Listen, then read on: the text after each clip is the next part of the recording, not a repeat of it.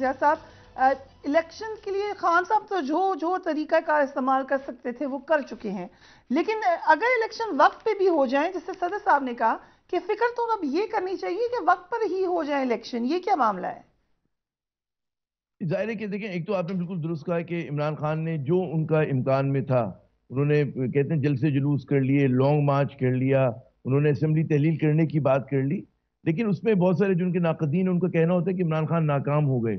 لیکن میرا ایک اور سوال ہے کہ عمران خان نے ایک اور جو کام کیا، یقیناً وہ اپنے یہ اہداف حاصل نہیں کر سکے کہ فوری انتخابات کا، انہوں نے دو کام کیے، ایک تو اپنے آپ کو پولیٹیکلی ریلیونٹ رکھا، اور دوسرا حکومت کو بدستور دباؤ میں رکھا ہوا ہے۔ اور ہمیں یہ سمجھنا ہوگا کہ جہاں عمران خان ناکام ہوئے وہاں حکومت وقت بھی ناکام ہوئے۔ یقیناً حکومت اس بات میں کامیاب ہوئی کہ کرپشن کیسز مینیج ہو گئے، ان کا آرمی چیف انہوں نے تعینات کر دیا اپنی مرضی سے، لیکن جس چیز میں وہ ناکام ہوئے وہ یہ کہ جو انہوں نے وعدے کیے تھے وہ پورے نہ ہوئے، نہ مہنگائی کم ہوئی، نہ ان سے معیشت سنبھلی، اور اس کے نتیجے میں ان کو قیمت جو چکانی پڑ سکتی ہوئی کہ اگلے انتخابات میں لوگ ان کے جو بقول لوگوں کے ناقص کارکردگی ہے اس کی وجہ سے ان کو ووٹ نہ دیں۔ تو اس وقت جو صورتحال ہے اس میں سوال یہ نہیں ہے کہ جی پی ڈی ایم ناکام ہو رہی ہے، عمران خان ناکام ہو رہا ہے، اتنی گمبھیر صورتحال ہے فریہ صاحبہ کہ پورا ریاست، پورا ملک، ہم اور آپ سب ناکام ہو رہے ہیں، کیونکہ ہماری جو سیاسی قائدین ہیں یہ کوئی ایسی روڈ میپ دینے میں ناکام ہوئے ہیں کہ جس سے پاکستان میں سیاسی استحکام آئے اور اس کے بعد جو ہے معاشی ترقی کی طرف یا معیشت کو بحال کرنے کی طرف بڑھ سکیں۔ یہ ہماری سب سے بڑی ناکامی ہے، اور اس کی جتنی یہ لڑائی طویل ہوگی، طوالت پکڑے گی، اس میں آپ دیکھیے گا کہ نقصان جو ہے ریاست کو ہو رہا ہوگا۔ اس میں سب سے زیادہ فکر کی بات ظاہر ہے کہ جو ایک عام پاکستانی ہے، مڈل کلاس کا ہو، لو مڈل کلاس کا ہو، ورکر ہو، اس کی بھی ہے، اور جو ہمارے بڑے بڑے بزنس مین ہیں ان کو بھی تشویش ہے۔ لیکن ہم سب کی جو معلومات ہیں وہ غالباً اتنی نہیں ہیں جتنی ہمارے اداروں کی ہیں، یعنی کہ اداروں سے مراد میری آرم فورسز آف پاکستان ہے۔ انہیں اس بات کا پوری طرح ادراک ہونا چاہیے کہ ریاست جو ہے تو بہت مشکل میں ہے، اور اس کو نکالنے کی اگر سبیل نہیں کی گئی فوری طور پہ تو ہم لوگ مزید ایک بحران میں چلے جائیں گے۔ اور اگر آپ اس بات کا انتظار کرتے رہے کہ جی سیاستدان مل بیٹھیں گے، اس کے بعد مل اعتزاز کے صاحب حل۔ اگر اجازت دیں ہمیں بیسٹ اعتزاز احسن جوائن کریں۔ Thank you so much Aitzaz صاحب for being on the program. Aitzaz صاحب، لاہور ہائی کورٹ نے پنجاب اسمبلی تحلیل نہ کرنے کی یقین دہانی پر یہ کہا ہے کہ وزیر اعلیٰ پنجاب کو بحال کرتے ہیں، لیکن وفاقی حکومت نے پریس کانفرنس بھی کی، فیصلے کے خلاف سپریم کورٹ سے نوٹس لینے کی وہ اپیل کر رہے ہیں۔ آپ کے خیال میں لاہور ہائی کورٹ کا فیصلہ درست ہے یا پھر اس معاملے پر سپریم کورٹ میں اپیل بنتی ہے؟ یہ فیصلہ تو یہ ہے کہ اس کی دو وجوہات ہیں۔ ایک تو یہ by consent of all parties consensual order ہے، اس کو کرنا چاہیے تھا نون لیگ کو اس وقت جب یہ پاس ہو رہا تھا۔ انہوں نے with the consent of Pervaiz, chief minister Pervaiz Elahi, یہ پاس کیا ہے کہ وہ ان کی طرف سے اپنی خود ایک طریقے سے آپ سمجھ لیں والنٹیریلی انہوں نے انڈرٹیکنگ دی ہے کہ میں ڈیزالو نہیں کروں گا۔ حالانکہ یہ بات ویسے غلط ہے۔ اصولی طور پہ آپ اپنے you can't contract out of your constitutional right اور ڈیوٹیز، رسپانسبلٹی۔ یہ رائٹ ہے، کانسٹیٹیوشنل رائٹ ہے چیف منسٹر پنجاب کا کہ وہ جب چاہے اسمبلی ڈیزالو کرے۔ یہ اس رائٹ کو بائی کنسینٹ بھی وہ سرنڈر نہیں کر سکتا، اور بائی کنسینٹ بھی عدالت یوزرپ نہیں کر سکتی۔ تو اس حد بات درست ہے، نون کی اور اپوزیشن کی بات صحیح ہے کہ وہ یہ انڈرٹیکنگ دی ہے، اور وہ چاہتے ہیں کہ بیسک بنیادی طور پہ وہ چاہتے ہیں یہ معاملہ ڈیلے ہو۔ یہ پی ڈی ایم والوں کی سوچ اور نون کی یہ سوچ ہوگی کہ یہ ڈیلے ہو اور ڈیلے ہوتا جائے اور ہم حکومت کرتے رہیں، حکومت میں رہیں، کیونکہ اگر اس کو پنجاب اسمبلی کو ڈیزالو کرنے میں کامیاب ہو جاتا ہے پرویز الہی کسی اسٹیج پہ، تو پھر سرحد کی طرف وہ کے پی کی اسمبلی تو ڈیزالو کرنا ان کے لیے کوئی مشکل نہیں ہے، کوئی ایسی اپوزیشن نہیں ہے۔ اگر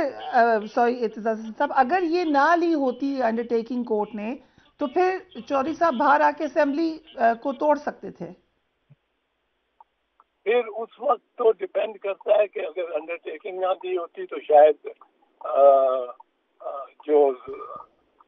عدالت ہے وہ ان سے پرویز الہی سے ذرا ایک لحاظ سے سمجھ لیجیے ناراض ہی رہتی اور وہ شاید اسٹے آرڈر ویسے کر دیتی اسٹیپنگ رائٹ تو وہ بھی غلط ہوتا. You can't step constitutional office bearer of his constitutional right as long as he enjoys the constitutional office. Right. Free zone میں اس وقت اپوزیشن چاہتی ہے کہ یہ اسمبلی کا اور الیکشن کا جنرل الیکشن کا چلا جائے. سو اعتزاز صاحب آج ایک اور بات بھی ہوئی. اعظم سواتی صاحب نے سینیٹر اعظم سواتی نے چیف جسٹس اسلام آباد ہائی کورٹ کو ایک خط لکھا, ہینڈ ریٹن یہ خط ہے. انہوں نے کہا کہ مجھے آپ کی عدالت پر اعتماد نہیں, میرا کیس کسی دوسری عدالت کو منتقل کیا جائے. غالباً پریزیڈنٹ صاحب نے بھی اس کے بارے میں بات کی. سوال یہ ہے کہ کیا ایسا خط تحریر کیا جا سکتا ہے, اس کی کوئی قانونی حیثیت ہے, اور کیا قانونی طور پر ہائی کورٹ اس کو کنسیڈر کر سکتی ہے؟ بالکل قانونی حیثیت ہے اور بالکل عدالت کنسیڈر کر سکتی ہے. عدالت اس کو ریجیکٹ کر دے تو اور بات ہے,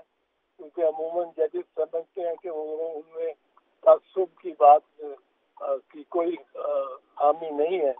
اور کسی قسم کا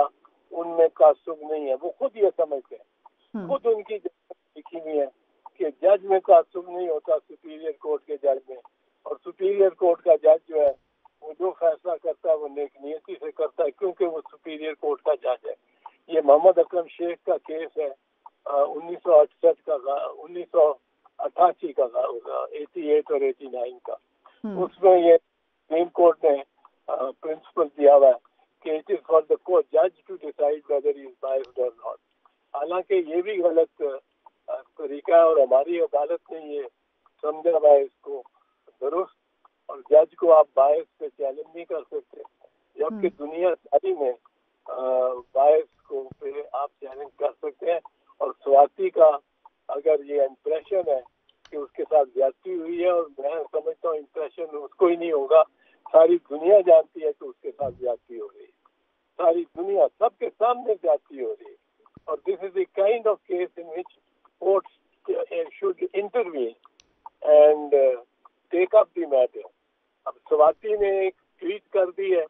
اور اس پہ اس کے ساتھ جس طرح کا سلوک ہو رہا ہے کہ ایک تھانے میں ایک تو یہ چیز کو تو کورٹس کو بالکل پنش کرنا چاہیے کہ جو جرم ایک ہے صحیح ہے یا غلط ہے الزام, تو جرم ایک ہے اور 200 تھانوں میں اس پہ کیس کیا جا رہا ہے. میں نے اگلے دن ایک چینل میں کہا, میں نے کہا میرے پہ جرم ایک لگائے اور 20 تھانوں سے مجھے ہر جگہ جا کے ضمانت لینی پڑے, اور جہاں میں ضمانت نہیں لوں وہ عدالت دے تو ہی کسی اور تھانے کی پولیس دوسرے صوبے سے آ کے آخرکار سے اس کو لے آئے ہیں. بلوچستان بھی ہے, سندھ بھی ہے, اب اس کو کسی اور یہ صوبوں میں بھگاتے پھرے, اور وہ 75 سال کا ایک آدمی ہے, بیمار ہے, اس کے ساتھ اس طرح کا سلوک کرنا یہ تو ہمیں شرم آنی چاہیے. سو اعتزاز احسن صاحب, کیا یہ جیسے کہ تاثر حکومت کی طرف سے دیا گیا, پھر آج صدر صاحب نے بھی بات کی, کیا اپنے وقت کے بعد الیکشن اور مزید ڈیلے کیے جا سکتے ہیں, مطلب وقت پہ بھی نہ ہوں اور پھر پارلیمنٹ کو ایکسٹینشن مل جائے, کیا قانونی طور پر ایسا ہو سکتا ہے؟ قانون ایسا ہے, اس قانون میں یہ پروویژن ہے کہ جہاں ایمرجنسی لگی ہو پہلے ایمرجنسی لگائیں, ایمرجنسی موو کرائیں from both houses of parliament, اور پھر وہ شروع ہو جائے تو پھر وہ اس کے بعد for certain reasons which are provided in the constitution وہ اس کو ایکسٹینڈ کر سکتے ہیں. لیکن اس کو میرا خیال ہے کہ یہ کورٹ بالکل ہماری کورٹ کو اسٹرائک ڈاؤن کرنا چاہیے, ایسی پریکٹس کو انکریج نہیں کرنا چاہیے. یہ کیونکہ پریکٹس ایسی ہے جس میں کہ آپ ڈیموکریسی کو سبورٹ کر رہے ہیں. تو democratic way of extending the life of the نہیں وہ بڑی ایمرجنسی ہو, ایسی ایمرجنسی ہو کہ اگر یہ گورنمنٹ جو ہے اپنی دے وہ ایڈمٹ کرے کہ اتنی ایمرجنسی ہو گئی ہے کہ ہمیں 1 سال بڑھانا چاہیے اور الیکشن نہیں کرانے چاہیے, تو گورنمنٹ کو جو اپلیکیشن دیتی ہے یہ تو اس کے خلاف سب سے بڑا ایویڈنس ہے کہ وہ government failure and the government should be dissolved and the assembly should be dissolved. وہ تو اس کی درخواست جس دن دے یہ اس قسم کا موشن موو کرے اسمبلی میں, اس دن وہ گورنمنٹ اور اسمبلی ڈیزالو ہو جانی چاہیے.